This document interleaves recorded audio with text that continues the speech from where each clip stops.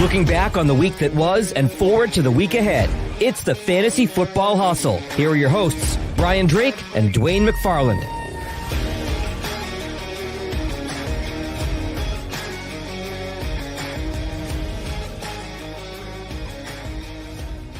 From snowy Syracuse, New York, all the way down to the crisp, sun-drenched plains of Texas, where Dwayne hangs out. It's the Fantasy Football Hustle.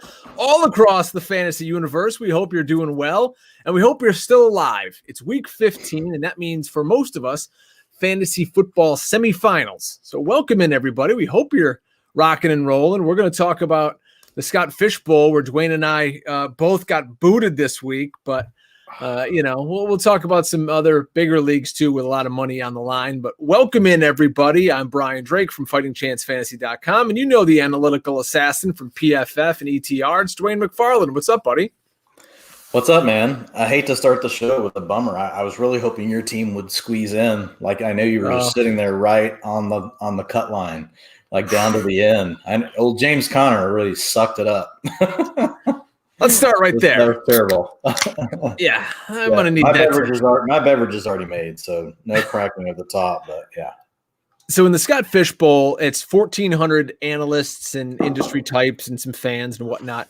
And I finished the year in the top 10. And I had a really good squad, won my division, and basically I had a first-round bye, so did Dwayne.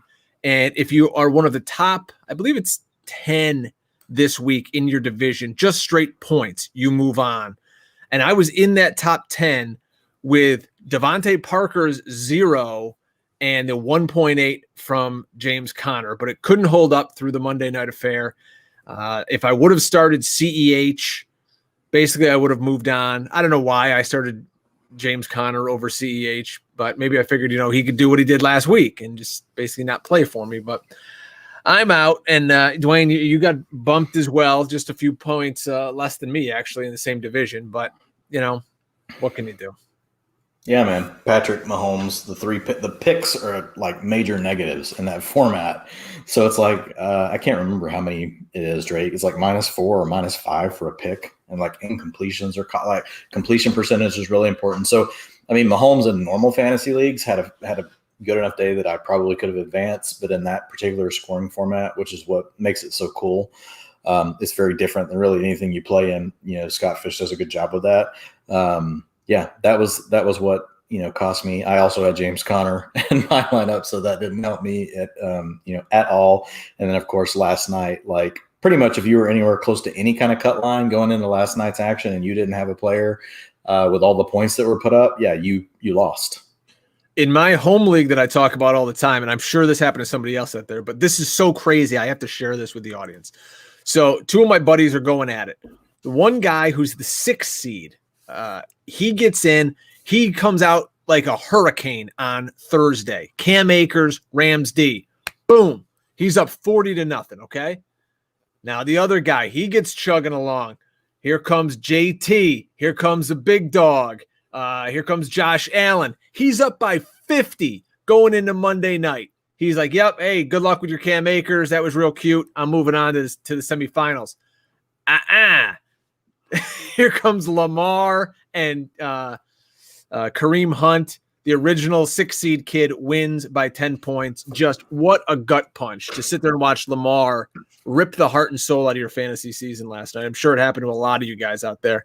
But it looks like from our chat room here, we got a lot of guys still fighting. So we're going to get to the questions, guys. We see you plugging away in there. Jacob Owen, man, that's a local. That's a Burlesonite. That's a coach here, man. Yeah? So shout out to Jacob Owen. Yeah, he's a good dude. It looks like we got a lot of guys asking some tight end questions. So we'll definitely hit on all that stuff.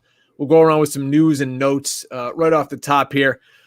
And, kind of this is what we do. We dance around the league and see what players are in and out and some utilization and what we should do with them this week. So CMC, it came out today, is not expected to play in Saturday's game against Green Bay. Now, mind you, again, Saturday. So you have to, be aware if you're out Christmas shopping or whatever. There's, I believe, 3 games on Saturday this week. So make sure your lineups are set. Don't just think, oh, wait, it's Sunday, I'll get them going. Nope, you're going to be out. So Mike Davis, he's fresh off his best output since week 5. He scored 2 touchdowns this week. He'll be a high-end option against a Green Bay team who's allowed the 5th most points to opposing running backs. I got to ask you about this Miami situation, Dwayne. So there's a lot to unpack here, and I know folks are going to be asking about these players. So the Dolphins basically have nobody who's healthy. Either they're hurt or they have COVID, or they were shot at a strip club. Something happened to everybody on the Dolphins this week. You got Gaskin, Breida, and Ahmed all on the COVID list. DeAndre Washington then becomes the guy, but he's splitting time with Patrick Laird. So if you want to talk about those guys before we talk about the next guy, what do you think of Washington? Yeah, I mean, we kind of nailed it, to be honest. I mean, we thought that Washington was going to handle most of the rushing duties, which he did. He had 72% of the carries. The concern was it was a game against the Chiefs, so how long would they really be able to stick with the run? The answer was not very long. So 72% sounds really great, but only turned into 13 attempts because the way the game script worked out. There was a chance early on because, the Dolphins jumped out early in the first quarter, but it just fell apart. And then Laird, just like we talked about last week, they really trust him in the long down and distance situations, and they trust him in the 2-minute offense. So he's really just the passing down back. And then they just did some other things with their offense just to try to help out. They used Lynn Bowden out of the slot. They targeted him underneath a lot. So they did some different things to really just try to, offset, some of the loss that they had by losing Gaskin, and some of the underneath stuff and then the running game. So it's just a tough situation, to trust. But I mean, what it is. It's really just going to come down to the game script. If the Dolphins can get out and they can be ahead, if for some reason if Gaskin is out, DeAndre Washington will be, a low-end flex play, high-end RB3, low-end RB2, really needs to score a touchdown. But if he's in the right script, he can get 16, 17 carries. He scores a touchdown, he can put up 15, 20 points for you. But if the game goes the other way, you've got a problem. So it's just one of those. I mean, we're littered with those types of backs, we have been for years now, but especially this year, it seems like we've got so many backs sharing backfields 2, 3, 4 different kinds of ways. And the matchup's not terrible against New England. It's not great. But New England, the first thing they're going to do is just try to take whatever's been working most recently, for the Dolphins, and then make, the Dolphins beat them in a different way. The good news is the cornerbacks are really good on Miami's side of the ball. The receivers are terrible for New England. Cam Newton's really struggling. So I think the game has to stay close. I don't see any way New England pounces them. I expect Miami to win the game. What I like about Lynn Bowden, well, there's a few things. Number one, check your site. He may have dual eligibility at running back and wide receiver. So, maybe you can sneak him in if you got a hole in one of your lineup spots there. And also, we talked about everybody got shot at a strip club this week. Devontae Parker, Mike Gesicki, Jakeem Grant, everybody's banged up. So Bowden, I think, Dwayne, is going to get a lot of run here at receiver. And if he's just running out the slot, so yep. That's a play. If you're desperate for somebody there, there's Lynn Bowden, Matt Stafford. Yeah, even if Parker comes back and he's having to play limited, like you really don't want anything to do with Parker against Gilmore if Parker's gimpy. Parker did get Gilmore really good one game last year. I mean, he roasted him, but that was with Fitzpatrick just wheeling and dealing. Now, I mean, Tua had his best game of the season, was well over 300 yards. He scored like 30 fantasy points this week. So it's not like, Tua's playing terribly. But yeah, I think Lynn Bowden is the guy that's probably the most insulated, if you will, in the Miami passing game, and I don't see it being the thing that the Patriots are going to try to focus on. So yeah, I agree. I think he could easily see 8 to 10 targets. Matty Stafford, he could miss this week's game against Tennessee with some bad ribs. That means Chase Daniels is going to get the nod. I don't really have a whole lot here, except, you could probably downgrade Marvin Jones and, Hawkinson. I don't see much from Daniel that could probably be pretty ugly. And Derrick Henry's going to run for 400 yards in this game. It's a downgrade for the Lions offense. Swift though, he didn't quite get back to, the utilization that we had seen, in week 10 before, right when he was basically about to, own the world at running back. Was truly taking over 70% of the snaps that week, over 70% of the rushing attempts. he didn't come back and get back to that point, but it wasn't what we were really worried about, which was, oh my God, what if he comes back to just like 30% of the work like it was at the very beginning of the season?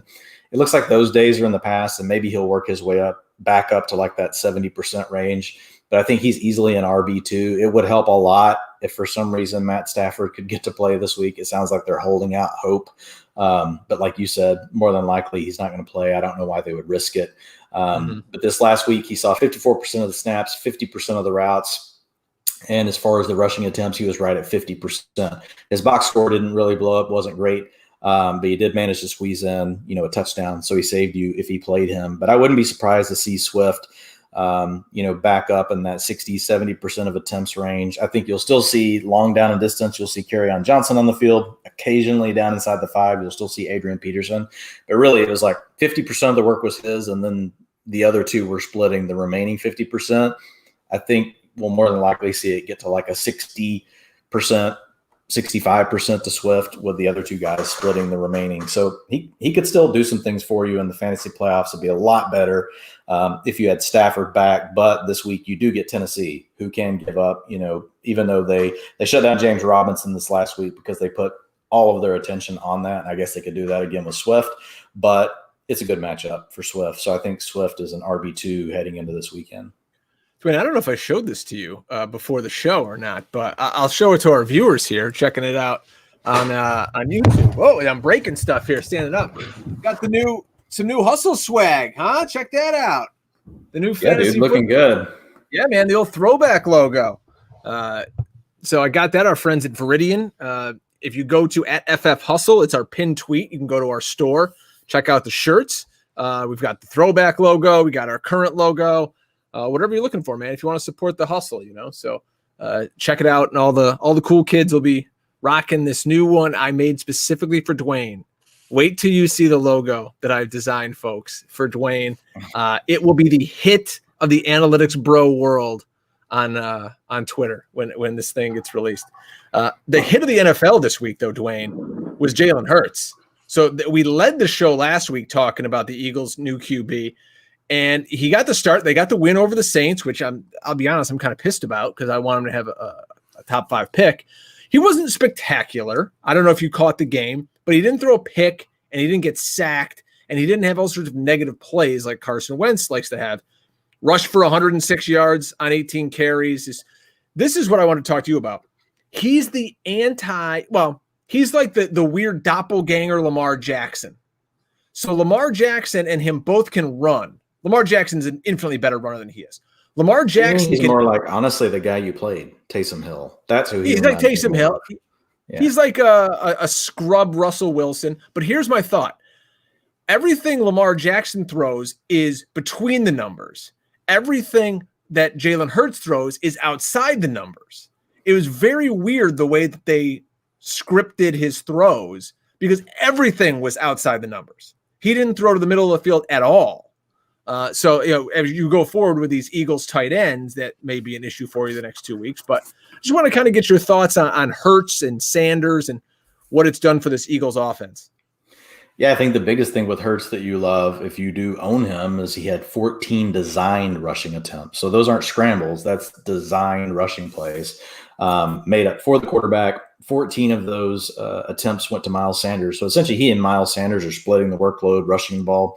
But the nice thing for Sanders is he saw a huge bump really across the board in all of his utilization metrics, really back to where you would want him to be. 81% of the snaps, 64% of the routes. I already told you he split the carries with Jalen Hurts, but he was also far more efficient. So doing some of the things they were doing with those two working together was creating some holes and quite honestly, against a pretty good run defense, right, in the Saints, who you would think would have been ready for that because they should see it at practice plenty, right, with Taysom Hill. But they weren't. They weren't ready for it, and it really caught them off guard. In fact, the Saints trailed for 70% of the snaps in the game. So Sanders, I'm excited about Miles Sanders. Jalen Hurts, I think of him similar to Taysom Hill, but Not quite in the same range because I think it's much more likely to blow up in your face. Taysom Hill, you've got, the comforting biosphere of like, Sean Payton calling plays, dialing up everything perfectly, even though that didn't work out great this last week. Taysom still got to like 25 fantasy points for you. But Hurts, he's going to be in for probably 10 rushing attempts, per game, 8 to 10 rushing attempts. If they're not leading the whole game like they were this one, that's when I think you can see him down more like around the 8-7, mark. But I think that the biggest thing is Miles Sanders. As far as the rest of the receivers, the tight ends and everything, we talked about this last week. They're just rotating everybody. Everybody's playing like, 60 to 70% of the snaps, running a route on 60 to 70% of the dropbacks. Dallas Goedert's led the team in targets the last 3 weeks with 10, 7, and 6. That's 25%, 28%, 25%. So he's still really the primary, guy that they're focusing on. But outside of that, like, it's a rotation. Yeah, I can't trust any of these Eagles receivers going forward. If you've got, Jalen Reagor, if you've got, you're not going to have Alshon Jeffrey, who just scored this past week. But that is one target. Yeah, I mean, if you're out there looking for a QB, you could, and there's nothing on the wire. Jalen Hurts, in terms of fantasy, I think is going to get you 20, 25 points in your league. If you missed out on Taysom Hill, here's the next best thing. And I saw that a kid won a Millie Maker, I think, with Jalen Hurts naked as his QB. And if you guys are itching for more DFS talk, we're actually going this week to start our premiere episode of Hustle DFS Show with our buddies Cody Main and Ryan Reynolds from Establish the Run. They're going to join us on Friday night. We'll tweet out the information from our account at FF Hustle. And if you want a legit DFS show with guys that know what the hell they're talking about, Dwayne, I'm excited to see, this whole foursome come together and the money we can hopefully win our listeners this week. Yeah, absolutely. It's a must tune in show. If a lot of you guys are probably, you're either in your league championship or maybe, you're already out of it. This is the show you'll want to listen to. And again, like Drake says, both very bright guys, and not just like, oh, here are the players you need to pick. Like, they really help you understand the strategy of the game theory, the way you really need to think about roster construction, all these different things. So you guys will love that stuff. Yeah, I'm no DFS pro, and I'll never claim to be. I'm not one of these sharps on Twitter, like touting all my different plays, but I'm excited to learn, just like a lot of you guys out there too. So it's going to be fun. Let's answer a few questions here because we're getting some QB chatter. How about from Lance Pitcher? Jalen Hurts or Big Ben this week? Big Ben, I mean, that offense looks anemic. We'll get to that in a few minutes. Yeah, I mean, I'm looking at matchups because it's still early in the week for me. So I got Pittsburgh against who, Drake? Cincinnati. Monday night. Yeah. Is that Monday night? The Eagles against the Cardinals. I mean, I'm fine if you want to do it with Jalen Hurts, but I mean, overall, Ben's been fine. I know the last few weeks, he's been a little bit down, but it's one of those moves where you look at it and you make it, and you do start to wonder, like, am I just being like too cute about this? Like, I've got Taysom Hill on a ton of rosters, and I'm starting him on a lot of them. But I have several where I have close calls like that, and I've just left the starter in. I think with Ben, it's close enough that if you feel like you need the upside, and you just and maybe what your feel is that teams have just figured out the Steelers' offense, which kind of seems like is what is happening. People know that they're just wanting to throw quick passes. Everything's underneath. Everybody's sitting on their routes because really, I mean, their struggles have been going on all the way back to the Dallas game, right? So. Yeah, I mean, I'm fine if you want to go with Jalen Hurts. Just realize that Jalen Hurts is not a very good quarterback, and they caught New Orleans by surprise, and you could just really get a bad game out of him. Just know that. And as long as you know that and you're okay with that range of outcomes, but you think he gives you better upside than Ben right now because of his legs, and you talk yourself through that, then fine. I'm good with it. All right, let's do this, Dwayne. We're getting a ton of questions here in the chat room, and thank you, everybody who hangs out with us. We appreciate it. Everyone wants to know Hurts or this guy, Hurts or that guy. take a look at some of the QBs there, Dwayne. Tell me who you would start Jalen Hurts over. That will make it a lot easier. Just kind of look at some of the QBs on the league and go, I'll start Hurts over this guy. People are asking Mayfield. They're asking, Taysom Hill, Trubisky, Derek Carr. Sure. So let's just start. I wouldn't start him over Brady against Atlanta. That's a great matchup this week. Obviously you would start him over any Washington quarterback. You're going to start him over anybody in Detroit. You're probably going to start him over Jared Goff, although the problem with, Goff is that he's got a great matchup with the Jets, but they could just run Cam Akers for 50 attempts, right? And just score everything on the ground. But that would be a closer one. Obviously, you're going to start him over Daniel Jones. You're not benching Lamar Jackson for him. You're starting him. You can start him over Drew Lock. Yeah, Drew Lock threw his 4 touchdowns last week, but he didn't necessarily look good. One of those was really lucky to KJ Hamler on a busted coverage. So Tannehill, that gets interesting, right? I'm sticking with Tannehill over Jalen Hurts. At this point, it could end up being wrong, but I just feel good about Tannehill's body of work.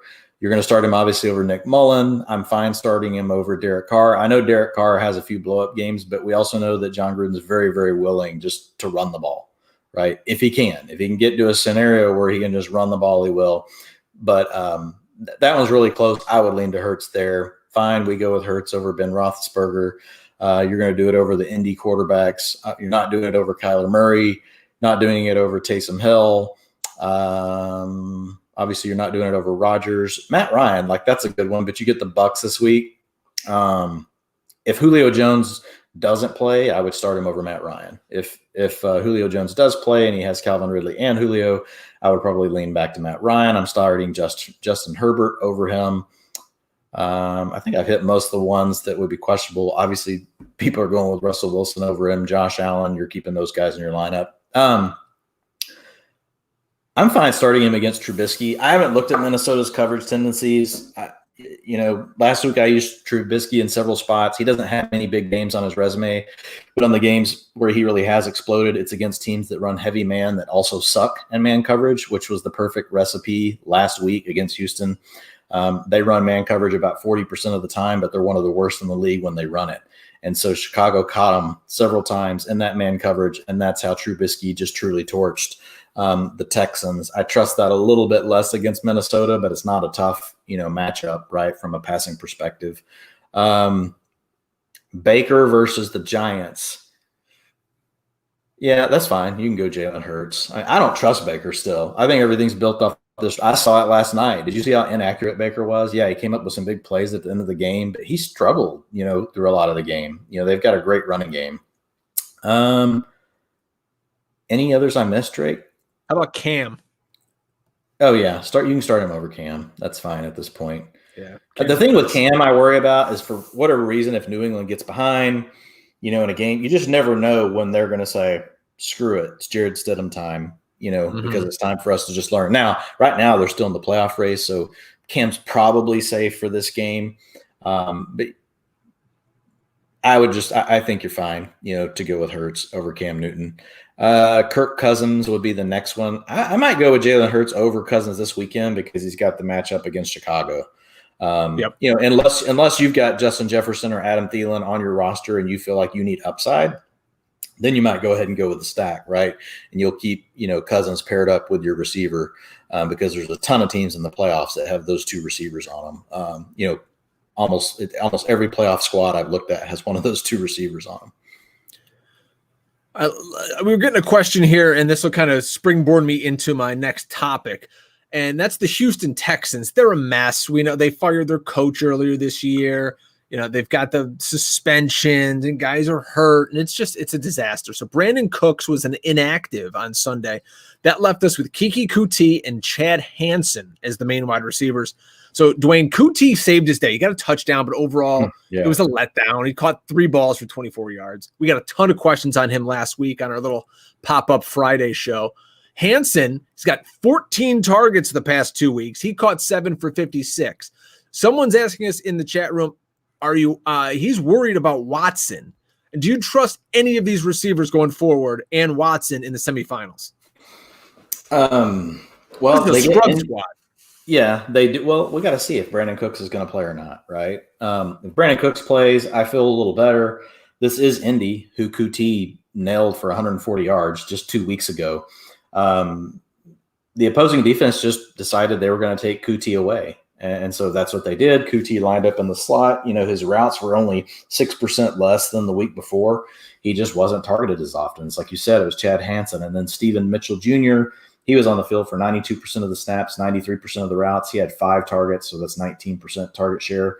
So, yeah, it's like you said. I mean, it is scrub city. If Brandon Cooks is out there, I would feel better. Here's the problem with Deshaun Watson. It's like I would need to know who you're benching, Deshaun Watson for, because he's still better than probably, he's still probably in the top 12 quarterbacks this week, even, right, with scrubs, starting for him.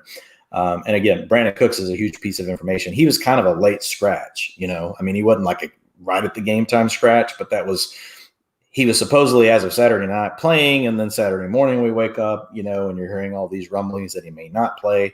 And then early in the morning, we finally hear that he's just not going to play. But he originally was. So we'll have to see if Cooks is going to be active. But if he's active and you get QT and Hansen's playing okay, then I think Watson's still good. Wow. In that same game, we're talking about Indianapolis and Houston and all that. Let me give you a little DFS tip. We're talking about our show here with Cody Main and Ryan Reynolds. Start T.Y. Hilton.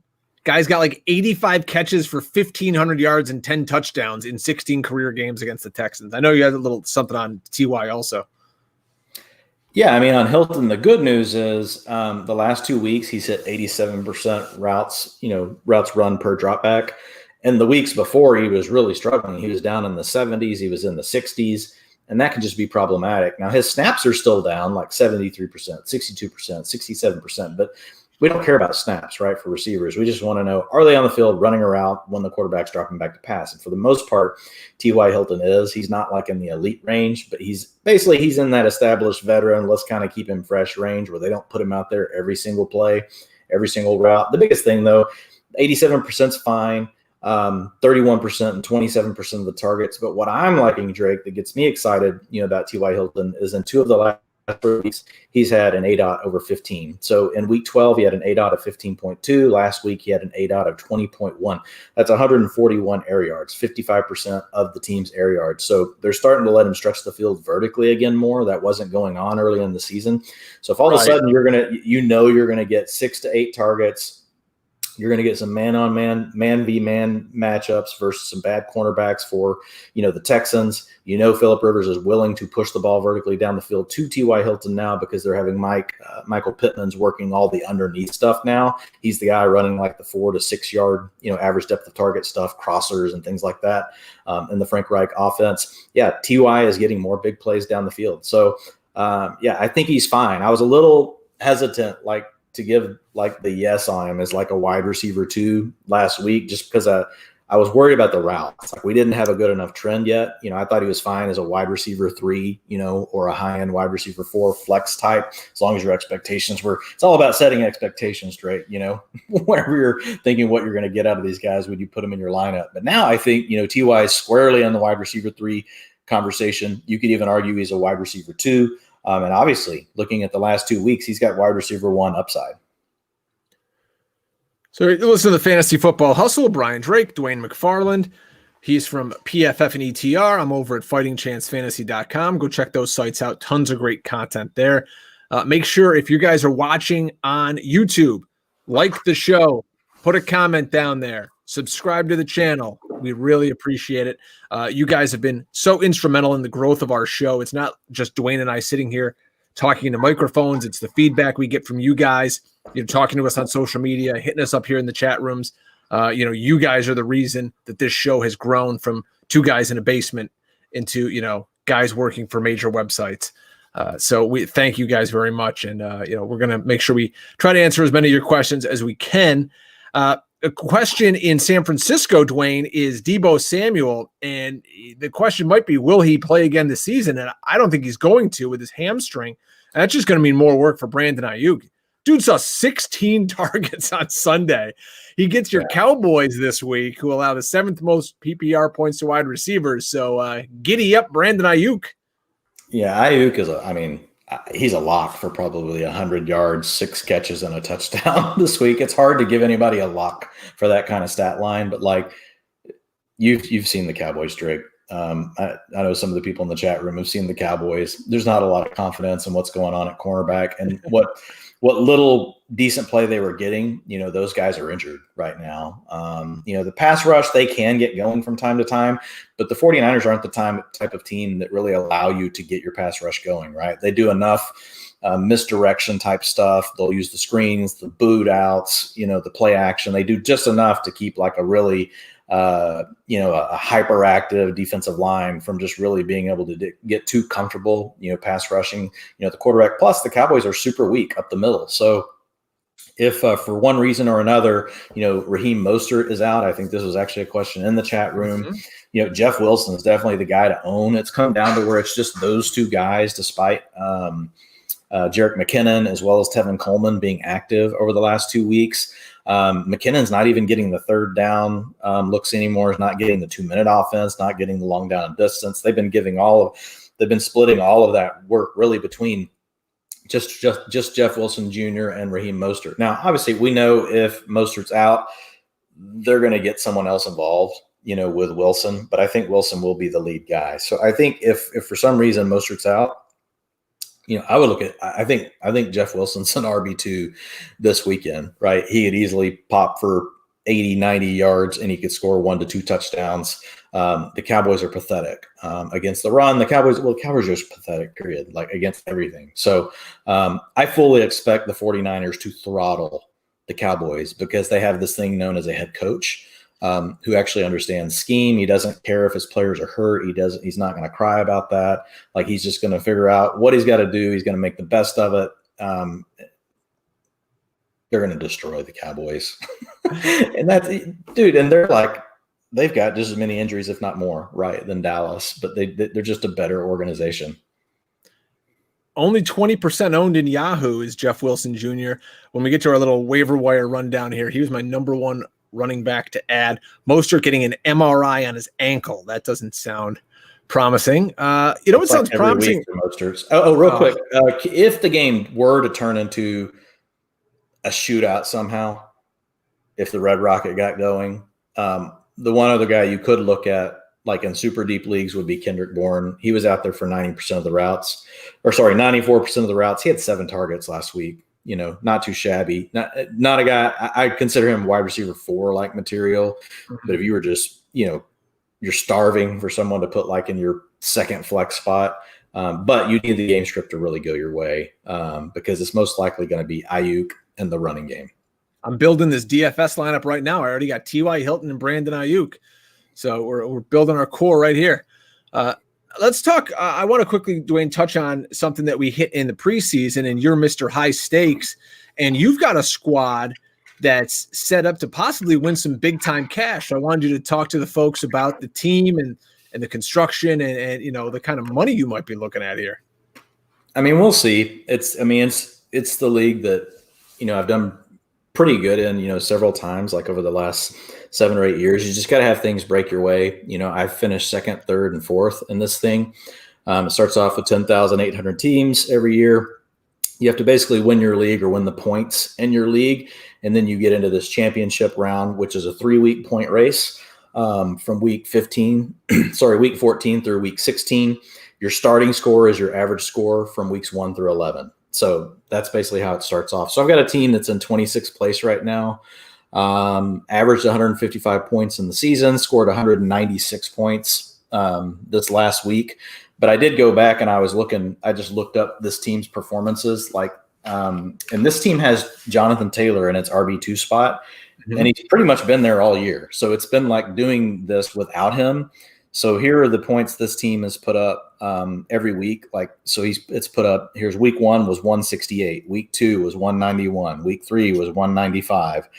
Then it had a down week of 102. Then it was 155, 180, 140, a down week of 111, but then 150, 170, 125, 161, and 196. So it's the kind of team like I get excited about when it's setting up here because, I could get one of those 111s, one of those 110s. And it would really hurt. Like that kind of a week in this kind of contest pretty much buries you. So you can't have that. Like really you need your low week to be like a 150 because, there's so many teams trying to push. It's more like a DFS tournament right at this point, but just with way less teams because it's really dwindled down to about, I don't know, it's like 2,000 teams or so, I think, in this part of the bracket at this point. But yeah, the team is pretty salty, Drake. It's got Josh Allen at quarterback, Derrick Henry, Jonathan Taylor. And then the receivers are Stephon Diggs, DeAndre Hopkins, Terry McLaurin, and Justin Jefferson. The tight end is TJ Hawkinson. My kicker is Daniel Carlson, and I've got the Seattle defense, and I picked them up because of the matchup last week versus the Jets, and then the matchup this week versus Washington, which I'm really hoping is Dwayne Haskins because I want the deep throws to Terry McLaurin, and I also want the pick sixes back to Seattle the other way. I would like to have I want Dwayne Haskins to throw touchdowns to both of the my team defense in my lineup and Terry McLaurin. So we'll see. I mean, it's definitely the kind of roster that, I've had plenty of these, so I know which ones are kind of fluky and which ones I feel really good about. This team, we'll see. I mean, there's a lot of really good teams in front of me, but I'm happy. I mean, this is what you want to do. In the first week, you want to get a couple of teams up into the top 150, which I've got. I've got a couple teams up there, depending on how many teams that, you played. I played 21 teams. There's guys in here that, like A. Martin, he's got 150 teams, right? So his goal would be to have more, right, than what I have, in the top. My goal is to have, 10 to 20% of my teams in that top 200, in the first week of this championship race. So I feel pretty good about it, man. The other team, is sitting, hang on one second. The other team is sitting, I think, at like 156 or something like that. And it's you'll like the name of this one, Drake. It's Peach of a Hand. So, we get our tombstone reference going. But it's Taysom Hill, Derrick Henry, Nick Chubb, James Robinson, Tyreek Hill, Tyler Lockett, A.J. Brown, Rob Gronkowski, Younghoe Koo, and also Seattle defense. So those are my starters. So I feel good about both of those teams. I've got one other team that if it can get going this next weekend, it needs a huge week because it's not in the top 500 right now, but I still like it a lot. It's Justin Herbert, Derrick Henry, Austin Eckler, DeAndre Swift, James Robinson, Jarvis Landry, and Adam Thielen. Those are the starters. And DJ Moore is on the bench on all of these teams on IR. So he could go into, any of these lineups. Look at you. We'll see, man. But first place is $500,000. So that's like the spot you want to. You're buying some T-shirts for the whole listening. Yeah, I've never won first. I've won second. I've won third. I won third and fourth in the same year, and then I won second 3 years ago. So, which is $30,000. Big drop off from $500K. Back then, it was $250 for first place. So it's actually doubled as far as the first place prize goes. This is what we need to do, Drake. We need to start our own big contest like this and spread the money out over the top 10. Why does $500K have to be first place? Make $250K is still great for first place. Make second place 100. Make the next place 75. I wish there were more tournaments like that. But anyway. Yeah, I got that between the cushions behind me here. We'll give that out next week. Well, you're going to win some cash. Let's win some cash for the people in our audience here. We got a bunch of questions coming in. How about Ryan Schill? He's asking Nelson Aguilar. Level of risk compared to Pittman or Hollywood or Gabe Davis in week 15. Love Gabe Davis. He's been scoring some points for me all over the place. Yeah, I mean, as far as level of risk goes, I mean, Aguilar's really put up the bigger games right here recently. He gets the Chargers, which you get a tough matchup on both sides of the field. They don't run a ton of man coverage. The problem is just whichever side you line up on, you've got a pretty good cornerback. As far as the utilization goes, for Aguilar, it's not elite where you want it to be, but he's just one of those guys that the production just really keeps occurring over the last few weeks. It's funny, Drake. It's one where would it surprise you if all of a sudden everything dried up? No. But would it surprise me if he had 100 yards and a touchdown again next week? No, that wouldn't surprise me either. He's had 6, 11, and 9 targets. This is what I don't like. His routes are at 69, 75, and 69%. Like they rotate receivers as well. Now you could have Henry Ruggs out. I know he was put on the COVID list this week. That's a Thursday night game. He's not going to play. So he's out, so he ain't playing. Yeah, true. Thursday night. So that can help Aguilar a little bit. I just don't get it. Like with this team, it's John Gruden, man. This is what he does. Like Brian Edwards is playing 29% of the snaps. Zay Jones is playing 25% of the snaps. Hunter Renfro's out there if you're in a shootout. Otherwise, he's off the field, and instead you're running like 8 tight ends with Foster Moreau and Jason Witten. Darren Waller is the main guy here, right? Everybody knows that already. But, I think Aguilar's fine. I think he's a wide receiver 3. That's what he is. He's a boom bust wide receiver 3. He could give you a wide receiver 2 day, or he can give you a wide receiver nothing day. God, if Darren Waller doesn't get the one-handed, OBJ pick against him, or Foster Moreau's not running that route, I'm moving on in the Scott Fishbowl. Oh, true. I didn't even think about that. 358 air yards the last 2 weeks to Aguilar. So that's solid. Yeah. Let's keep it rolling with the tight ends. A lot of people are asking about Irv Smith. We know he's your boy. People want to know you can pick him up over Jordan Reed. Another guy's talking about Hayden Hurst. Give me your thoughts on Irv Smith up there in Minnesota. Yeah, I think what you got to watch with Irv is just the practice reports. He basically had to play because Kyle Rudolph was out. I think they would have liked to have just rest Irv Smith one more week. But even with Rudolph out, he only played 35% of the snaps, ran around on 35% of the dropbacks. He got fortunate, scored the touchdown, and that helped him out. But I think you got to watch the practice reports. If he's at a limited, tomorrow, but then he's at a full, by Thursday, I'm all in on Irv Smith. I think that's fine. You can get him more involved in your teams. But if he continues to be hurt, he's limited or he pops up with a DNP, that kind of thing late in the week, then I'm just going to steer clear. Last week it was Tyler Conklin that played the most snaps, 57%, was in a route on 53%. He actually saw 5 targets, more than Irv Smith. So if you're absolutely hurting, in like a super deep, as Drake calls it, a skank league, Tyler Conklin might be there for you as a tight end. But yeah, Irv Smith, if he practices all week, especially if he gets a full practice in, then, absolutely it's the perfect offense for Irv Smith. Lots of play action, lots of mismatches versus linebackers and safeties that are not quite as athletic as he is. And they're caught in a complete bind because, they're trying to respect the running game and Dalvin Cook. What if you just lost Mike Gesicki? Who's somebody you might be looking to pick up off the waiver wire here? That's our pal, Jacob Owen. Sounds like a country singer. Logan Thomas, or he says Logan Smith is available. I mean, he probably means Logan Thomas. About to grab him. Just lost. Is this guy like in a league with you? So he's telling you trade secrets, or no? We're not in a league together, but we just happen to live in the same town. And I know his dad, and so that's how we've gotten to know each other. So we know each other mainly just through fantasy on Twitter. But he's a coach here. Actually, he's a coach under John Kitna at Burleson High School. Really? Yeah. So get these guys on the show some Friday night. Come hang out. Get some people that really know football, not just fantasy football. Yeah. So as far as, what's up with Gesicki? Like, did I miss something today? Like in the he fell hard. I think he banged up his shoulder, collarbone. He looks like he could. Oh, okay. It was what happened at the end of the game. Okay. Yeah. I thought there was something else. Okay. I hadn't seen the injury report on that, but yes. I was wondering why his routes were so low, so that probably explains it, because they had been in like the 80%, range, and then they dropped down to the 50% last week.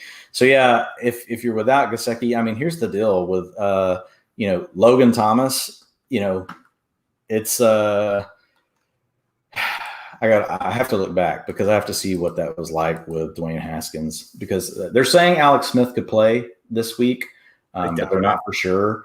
Yeah, but with Alex Smith, man, Logan Thomas has been fine. If you look at the last several weeks for Logan Thomas, 24%, 22%, 17%, of the targets with Alex Smith, running things.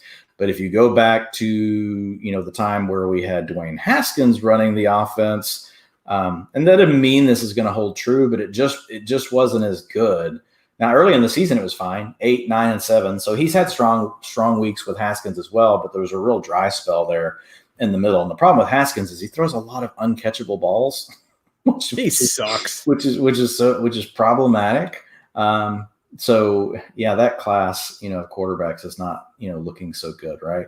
But yeah, like if you look back early on in the season, only 50% of his passes were catchable, 67%, 57%, 33% of his passes were catchable. See, Alex Smith got in and your ADOT goes down, but the accuracy went up, 80%, 60%, 100%, 100%, 86%, 100% of his passes were catchable. So, the accuracy, was much better, with Alex Smith. So now that I'm looking at it, it wasn't as much about the targets. It was more to do with the quarterback efficiency and what, he was having to deal with. So I think you're still going to get the volume that you want out of Logan Thomas. But if the question is between he and Irv Smith, if Irv Smith practices fully, this week, I would be willing, to go with Irv Smith over Logan Thomas. But if Logan Thomas is who you have to run out there, which I am using him in one of my dynasty leagues, I had to start him this past week.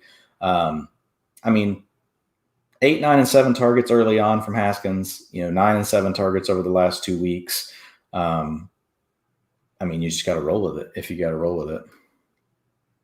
I'm just sitting here trying to think who else like what I put in. Like I just wrote the article or finished the article before the show, as far as the utilization report goes, and there just wasn't a lot going on at tight end. Tight end's a week or last week. Yeah. Like even if Zach Ertz were available, he's only at 60% of the routes still. Like it went up, but it's not great. He's seeing like 4 or 5 targets. I'm trying to think who I would use over Logan Thomas right now based on like something that's happening recently. Jordan Akins, maybe. They have nothing, but he's even him, he's not getting like, and he splits time with 2 other guys. Like they get Darren Fells out there. I'm not a big fan of Akins. I was hopeful that things would work out right for Akins. Sorry, I'm just scrolling through the list since we got folks asking. Making sure I'm not missing anybody. Gerald Everett, I will say, has played 73% and 84% of the snaps over the last 2 weeks. Most people don't know that. And we're back to the end of the season last year for the Rams where they're running 12 personnel, like 50 and 60% of their snaps now. They've moved away from 11 personnel over the last couple of games. Could be a matchup thing, though. Could be jumping out to leads, playing ahead, helps the running game, all that kind of stuff. So I can't say that's necessarily a trend.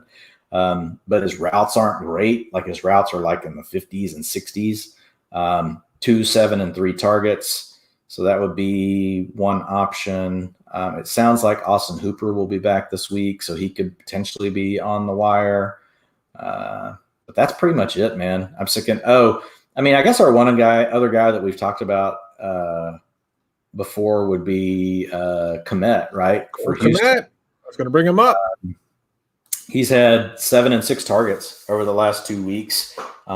Routes still not great, 68%, 53%, and 62%. But if you're scraping, again, I'm going to start Logan Thomas over all these guys I just named. Like I am, but like I get it. Some people just, if you've had Logan Thomas all this time and he's pissed you off, and you're just like, screw it, I don't want to start him. Cole Kmet of the guys we just named would be the next after Irv Smith. Real stretch rate. How about Dan Arnold? Our guy Corey Richmond in the chat room talking about him. He's scoring at least. Yeah, he's scoring, but the problem is, man, 39% of the routes, 18% of the routes the week before. He's seen 2, 2, and 4 targets. I just don't like depending on that. My rule of thumb is I want a tight end running at least 70% of the routes. In an absolute pinch, I'll use somebody in the 60% range. Dan Arnold, hang on, let me expand it out like just a little bit more because I only have 3 weeks showing right now to make it easier to look at this stuff. But this guy came from being the father on the Wonder Years and now starts at tight end for the Arizona Cardinals. It's unbelievable. What a career. Yeah, he's had 4, 2, 2, 2, 4 targets. I think we've named some guys that I like better just because I like knowing that they're going to see anywhere between 5 and 7 targets. But Dan Arnold's an absolute wing and a prayer. Like, because you're completely depending on touchdown variance. Like you're like, and to be fair, that's a lot of tight ends right now. It's like, are they going to score a touchdown or not? All right, we're talking about disasters. Pittsburgh is a disaster. They went from 11-0 to 11-uh-oh. And I wrote that down before the show. It's very cute. Deontay Johnson, he got benched for a couple of quarters this week. James Conner scored less than 2 points on 18 yards rushing. You got Juju. I mean, it's just a mess here. So let's kind of get into the Steelers. I don't trust James Conner at all anymore. I would not play him at running back. I mean, I know he's got a great matchup this week. I can't do it against Cincinnati. He's also hurt. He's got a quad injury. Yep, got a quad injury, so we got to look. You got Snell out there if he's on your wire. But let's talk about that because Claypool's not getting any targets. I tweeted out during the game, you got to look on the side of a milk carton to find Chase Claypool. He's your most electric player, and you can't get him the ball. I mean, James Washington has as many targets as he does. It's ridiculous, Dwayne. Yeah, I mean, they're kind of – here's what I'm seeing. Basically Pittsburgh, you got Juju out there, and then the other three guys, they're going to do – they're going kind of hot hand, but it's at receiver, right? So if you look at this last week, Deontay Johnson, yeah, you saw that his routes were way down, but if you get to the second half, so because I have a cool tool where I can just quickly filter it by the quarters, are they down, are they up in the game, all that kind of crap.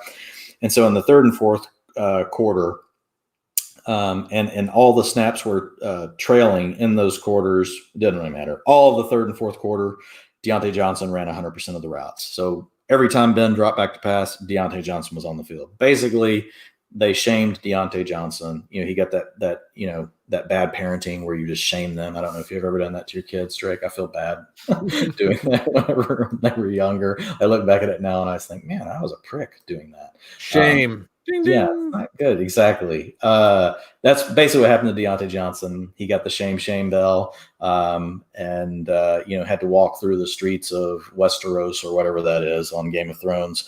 At least he wasn't nude. But I don't know where I'm going. 100% of the routes in the third and fourth quarter, so he's going to be fine. They basically did it, and then fine, look, you're back out there. Go ahead. But man, yeah, to your point, Claypool, you can't play him right now. And we already said this last week, where you really, really can't play him now. He was out there, Drake, for 19% of the routes when the Steelers were trailing. What are they doing? I don't know. It all went to Dwayne Washington. It all went to James Washington. Again, I think it's a hot hand kind of thing, So I think there's some issues going on. But to me, I'm kind of with you. It's and maybe it's because, they've always thought of James Washington as a field stretcher. And maybe that's part of what they're thinking. Everybody's sitting on all of our routes. Maybe they like James Washington as the deep threat. I would think you'd like Claypool just as much. But maybe it's something to do with that. But yeah, you cannot play Chase Claypool right now. He should be on benches pretty much in every format. The Steelers only trailed 37% of the snaps, and you saw what it did to Claypool's production. It's not like they trailed the whole game. They were within 3 points, 51% of the snaps, and then they trailed by 4 points or more, 37% of the snaps, and that led to a complete crater for Claypool. So that's just too fragile. Yeah, can't play him. All right, this portion of the show is brought to you by Lamar Jackson. This is where we crap on Ronald Jones. In this weekly segment, we have to talk about him getting a procedure done on his broken pinky. Couple that with Leonard Fournette being a healthy scratch, and you got one hell of a mess down in Tampa. I mean, you're not going to start Keyshawn Vaughn. You're not going to start LaShawn McCoy. I don't know what you do here if you're rolling with Ronald Jones. I assume he plays, but I mean, that could be an issue with a broken pinky on a guy trying to carry a football up and down the field. Yeah, I don't know. Because people are going to be hitting that hand every single time. Do you know if it's in his left or his right hand, his dominant hand that he carries the ball with? Some backs, are fine. They switch back and forth. But some backs really just prefer to carry it, in one arm or the other.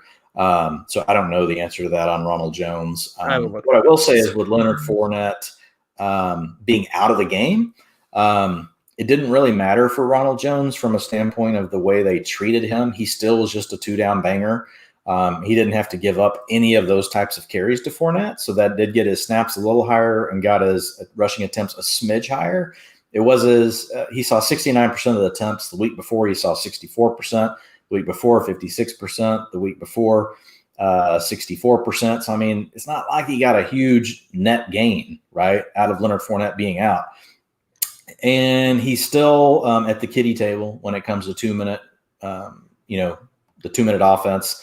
Ronald Jones is not allowed to sit at the adult table still. 0% of the snaps. He did get 1 snap in long down and distance, which gives him a grand total of 5 of those on the season. A whopping 5 snaps out of long down and distance.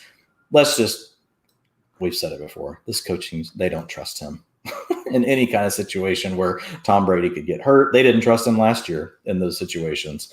But he is getting the short down and distance work. It's getting all the first and second down work, especially if they're under center. If they're not under center, they're going to McCoy like they were using Fournette before.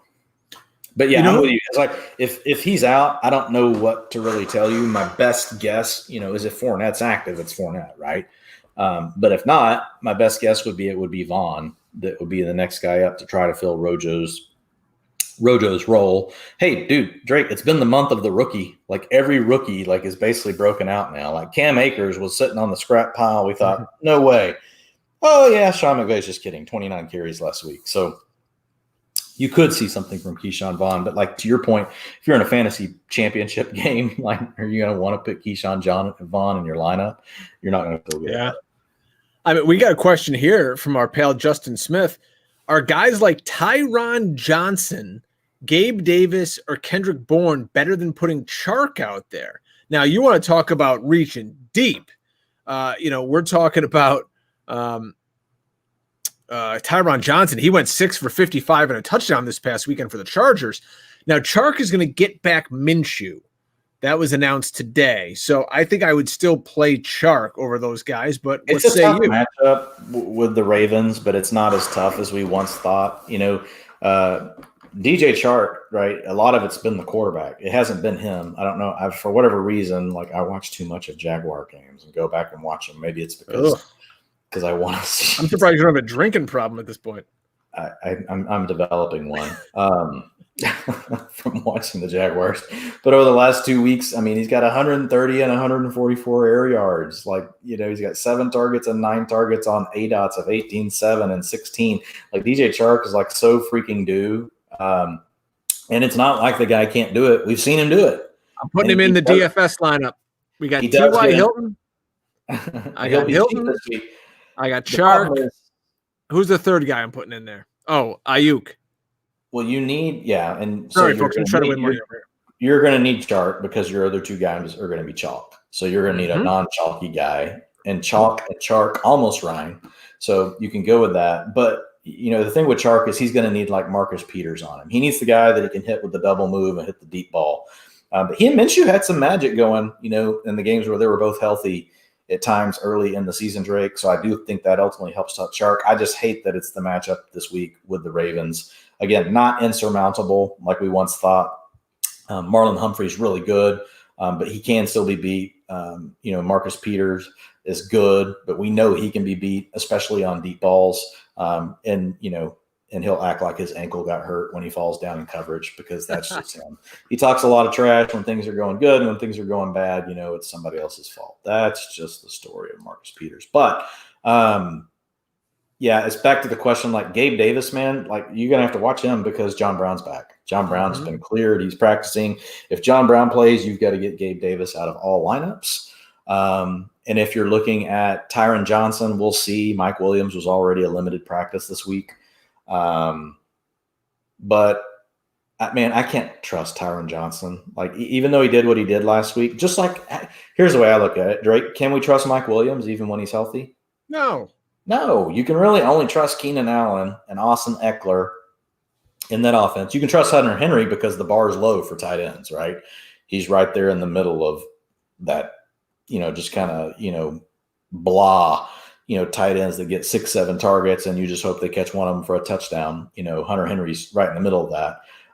But it's not like he's a guy that gets 10 targets. It's all about, Eckler. It's all about Keenan Allen. At the drop of a hat, everyone else could just be left completely out of the offense. So I would try to look, elsewhere. I'm trying to think who else I wrote about earlier, in the article, just to kind of give a couple of names maybe that I would consider. I'm looking at my waiver wire spot here. We got Kuti, Hansen, James Washington, possibly. Aguilar, Russell Gage. We could talk about him with Julio possibly out. The guy's throwing touchdown passes. Tim Patrick. So there's some guys out there on the wire. The other guy is Emmanuel Sanders.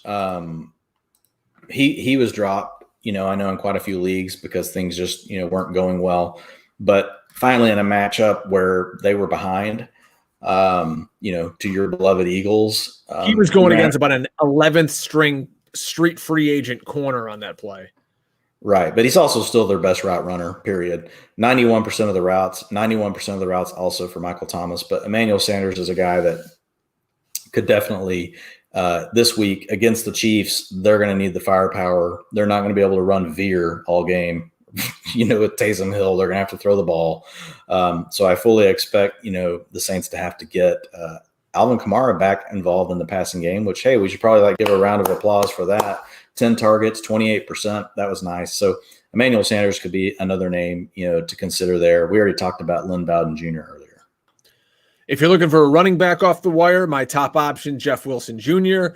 Then we're looking at some of these Miami guys, DeAndre Washington, Lynn Bowden. I actually had a guy in the chat here correct me on the pronunciations. It's Bowden, not Bowden. So if that's correct, my apologies. I try to be a professional broadcaster. You got Benny Snell. We'll see what he does, possibly with no James Conner. And how about this the Carlos Hyde, Rashad Penny situation? I've been tweeting for weeks that Rashad Penny is going to win someone a fantasy championship because he's going to play in week 16, 17, and he's going to take over. And from all accounts, he's looking good and he's practicing. And it's going to happen this weekend. I mean, there's just no way to trust him this weekend is the problem. No. We needed to see him get back for this last game, right? And then be heading into this game. And so Chris Carson, he's fine. Carlos Hyde got a little bit more work this last week just because they were ahead. So in the third and fourth quarter, they basically dialed things back for Chris Carson, knowing that he's still not 100% from the foot. But yeah, man, you can't trust Rashad Penny this week. I'm not even playing Rashad Penny in DFS. Like, it's just too messy. We could change our minds the following week, right? Really, you need an injury. You need either Hyde or you need Chris Carson to be out of the way to feel like you can get Rashad Penny, in your lineup. I stashed him in a ton of my big tournament leagues, as well. The timeline just didn't work out quite right. We needed Penny, of course, right? It's when you think about Pete Carroll, right? It's always everything's super optimistic. He's chewing his gum real fast, like, oh, Rashad Penny looks great. He looks great. He's real close. He's real close. He's real close. We say he's real close for like 5 weeks. So, I carried Rashad Penny for like 4 weeks. And I wish I would have used my roster spot on something else. I know. He gets the Rams next week anyways. So the guy just actually mentioned that in the chat. Thank you, Andrew. So a lot of guys want to talk defense here. We will oblige. Cleveland, I would say, might be your best option off the wire this week. Again, we don't know who's available in your league, so we'll just throw a bunch out here. But they get the Giants. The Giants just gave up 8 sacks this past week. Daniel Jones can't move back there on the hamstring. I like them. The Pats get Miami with like literally no players. I saw people out there touting Arizona going against Philly, but the difference there is Jalen Hurts isn't giving you the negative plays that Carson Wentz was. He can actually get the hell out of the way. Any defenses out there you like, Dwayne? I'm just looking at them right now. Not that we didn't. We kind of went through this a few weeks back, right? It was really all about Seattle. Absolutely. Which are on the teams that I talked about earlier. I'm just trying to look, you already mentioned, Tampa Bay might have been dropped in some leagues. They get either at Atlanta, which we know I would can absolutely start Tampa if somebody dropped them. I'm just looking at most of the like really kind of crappy teams that you look just to find whoever the defense is on the other side. Like those crappy teams are actually already playing the good defenses. Tennessee be on the wire against the Chase Daniel-led Lions team. Yeah, I'd be fine with that one. Just Tennessee hasn't done good in any matchup all year, even the supposed smash matchups. Tennessee has sucked. I would probably go with Arizona over Tennessee. I do prefer playing against, and I talked about this in the past. So basically my theory on defense, besides just playing the team with the bad quarterbacks, you really, after that, it's just find the teams that are playing against the other teams that are going to drop back to pass the most often, because that gives you chances for sacks, gives you chances for picks. Obviously, don't do it against Patrick Mahomes, the very, very top quarterbacks. But some of the other quarterbacks, they're kind of in that middle range and maybe like, I don't know if I want to play anybody against them, like Justin Herbert, those kind of guys. I'm fine. Give me a chance to sack those guys. Give me a chance to tip a ball at the line of scrimmage that turns into a pick six. Get interceptions, in games that can turn into shootouts where both teams have to be throwing the ball. Even though points are getting scored, the more consistent way to score on defense, right, is through your sacks, through your pickoffs. Now you got to know your league scoring. If it's real sensitive to how many points get allowed, well, then you got to adjust your strategy because some of these, the style that I'm talking about, you're going to have defenses that are going to give up 30 points, but they're still going to score you 7 or 8 fantasy points because they're going to get 4 sacks, and 2 picks. Don't say we never talk kickers on this show, because I'm going to give you the heads up. All of the Bucs specialists are now on the COVID-19 list. That includes Ryan Suckup. He's a pretty good kicker, so you may have to look elsewhere if he's your guy. Just kind of look around and be aware. There's a lot of kicker movement. The Jets just got rid of the fan that won the contest that kicked for them last week. It's a mess. Yeah, it is. And these kind of things are crazy, especially, at the end of the year, you're trying to win your championship, especially in any kind of leagues where your rosters are already locked. Thank God I have suck up on 2 of those teams that we were talking about, but I actually had picked up a backup just in case for COVID. And now I'm so glad. I couldn't do it on every team because it just depends on, the cut you have to make. But luckily on the 2 teams I have suck up, I've got Tyler Bass on one of them, and on the other one, I have Cleveland's kicker, which he was terrible last night, so hopefully he doesn't get cut. Parkey. Oh, God, I remember him. He used to be an Eagle. He sucks. Yeah. Well, the kicker we have now sucks. All right, a couple of questions before we get out of here. Folks, if you have crap players on your bench too, there's only 2 weeks left. Just get rid of these guys. There's no reason to be holding on to Frank Gore. If you get our Frank Gore shout-out in every week. Some of these rando guys you're never going to start. Really, this is where I would say if there's backup running backs out there on the wire, scoop those guys up. You never know. This is the time of year when people start saying like, oh, my knee hurts accidentally. Let's say here. Okay, a couple quick questions. We're out of here. Dwayne. Oh, Corey Richmond, terrible options. Perriman, Parker, Chark, Pittman needs 1. Parker probably may not play. Yeah, Parker's got to be healthy. And if he is, he's going to get Gilmore at less than full speed. Perriman, man, it's just so tough to trust the Jets. I'm going with Chark or Pittman. Pittman's still out there plenty. He's on the field all the time. He just hasn't been getting some of the deeper looks like he was before. Those are all going to T.Y. Hilton, so you don't get the air yards. But Pittman still is, he's still got some juice. He can still score for you. I personally I'm going with DJ Chark, just despite the matchup. Now, if all of a sudden Devontae Parker is a full practice Wednesday and Thursday, I'll take my chances with Stephon Gilmore. He's beat him before. But if it's like a DNP, and a limited practice, and he's going to give it a shot during the game, I'm not putting Devontae Parker out there in that kind of scenario. Antonio Gibson, he's not going to play. Forget him. J.K. Dobbins, Jeff Wilson, or Lynn Bowden in a full PPR. It's Wilson if Mostert's out. If not, it's Dobbins. There you go. Hollywood Higgins, Christian Kirk, or Irv Smith for the flex. Man, Christian Kirk has been so disappointing lately. It's like he's just fallen off the face of the earth. But he and Hollywood Higgins, they're very similar, right? They're really the secondary option. They're not the primary option, but they can make big plays. So in that case, I think you got to go and you got to look at the matchups between those two, and that would easily be how I would settle it. So I'm looking at it right now and a handy tool that I like to use for my matchups.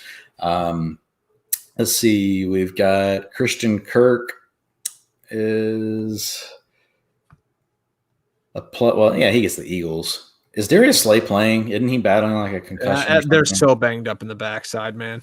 And even if he is, he would go to Hopkins. So it's not going to be an issue for Kirk.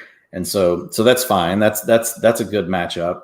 And then we've got Cleveland, who we talked about earlier, against the Giants.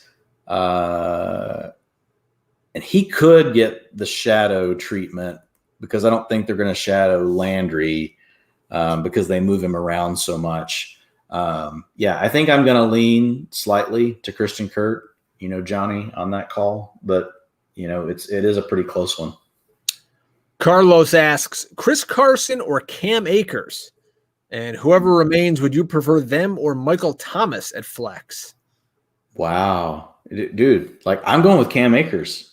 Yeah. I really am. And I like Chris Carson, but I'm going with Cam Akers in this matchup. You get the Jets.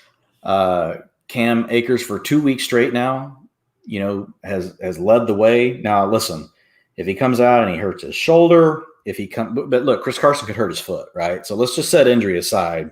Yep. The one problem that you can run into with Cam Akers that you're not going to run into with Chris Carson is if he comes out in the first drive and fumbles or something, right? You could easily see that's where McVay's he gets the Deontay Johnson treatment. Oh, man, go over here. We're going to put in Darrell Henderson, Selling hot dogs in the second half. Yeah. So that's the risk you run with Akers, but the upside, in my opinion, is really big this week for Akers. I think you're in for a 25 attempt day.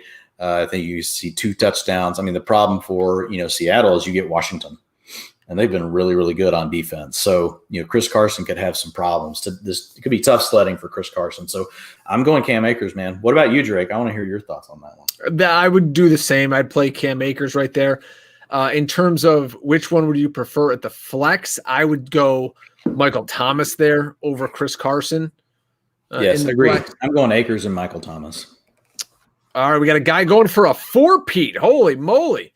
I'm going for a 3-peat in my home league consolation bracket. This guy's got me beat. Hurts or Brady? I think there you got to go Brady. I'm going Brady. Taysom Hill or Goff? I'm going Taysom only because I worry about Goff not having to really do much through the air against the Jets. I could easily see it being one of those days where Goff just has to throw for 150 yards and you get lucky to get a passing touchdown out of him because they just run it in all day and then the defense scores a touchdown. Need one for a flex. J.K. Dobbins, Kareem Hunt, or Justin. What is this, a 4-team league? Justin Jefferson, Hunt, or Dobbins, half-point PPR. I want to get in this guy's league. Yeah, I am going with Justin Jefferson. Wow. I just feel like he just gives – man, I can't bench Justin Jefferson. But if you want – I get it. He's playing Chicago, which for me it doesn't bother me. He plays really well against man coverage, so that doesn't bother me. But if you were to want – if you're not down with the matchup and the matchup scares you enough, and Chicago does have a good pass – defense. So fine. I'm still going to lean to Hunt, over Dobbins because they're essentially in the same roles. They both basically split time with the other back. But whenever you look at Hunt, he doesn't also have a quarterback that can steal his rushing touchdowns, right? When you look at Dobbins, it could be Gus Edwards stealing touchdowns like he did 2 last night. It could be Lamar Jackson, who had 2 rushing touchdowns last night, right? J.K. Dobbins had 1, and he got a 2-point conversion. So I'm going to lean to Hunt in that situation. Michael Stevenson, who must be a realtor with this sort of photo he has on his YouTube profile. He looks great. Yeah, geez Louise. He's either a magician or a realtor. I like this guy.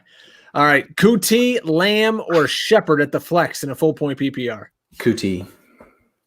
Kareem Hunt or Josh Jacobs? Jacobs, if he gets a full practice in. If not, you can go to Hunt. If Jacobs is limited. So this last week, Jacobs got all the first and second down work, but he had picked up all the long down and distance and all the 2-minute work before he had gotten hurt. He was basically this is how this year's gone, Drake. Jacobs was finally on the doorstep of getting bell cow usage, and he gets hurt. So you never know if they're going to regain all of that role, but I'm going to assume that he's going to get some of that back if he's a full practice all week. So I'm going to go with Jacobs if he gets the full practice. If not, I will go with Kareem Hunt. Pittman, Hollywood, or Dobbins in a PPR? Dobbins. There you go. All right. Last guy here. Pick 2. Akers, Jacobs, Gallman. There's our guy. Gallman showing up. Jonathan Taylor, who's been killing Akers and Taylor. There it is. Folks, we appreciate it. We put the link out there. If you can go check out that t-shirt store, so much cool stuff there. Customize it, size, color, whatever you want. Dwayne, you ready for the semifinals, man? You going to get ready to win some cash? Man, I hope. We got 2 more weeks. I need to put up another 200 points this week in that league. So get that done, and then we'll see. Then the final week, maybe we'll do if that were to happen, we should do that, Drake. We'll do a live watching show, of like maybe the late game or something. Oh my God. You'll be on the floor with a blanket over your head. 500 grand in line.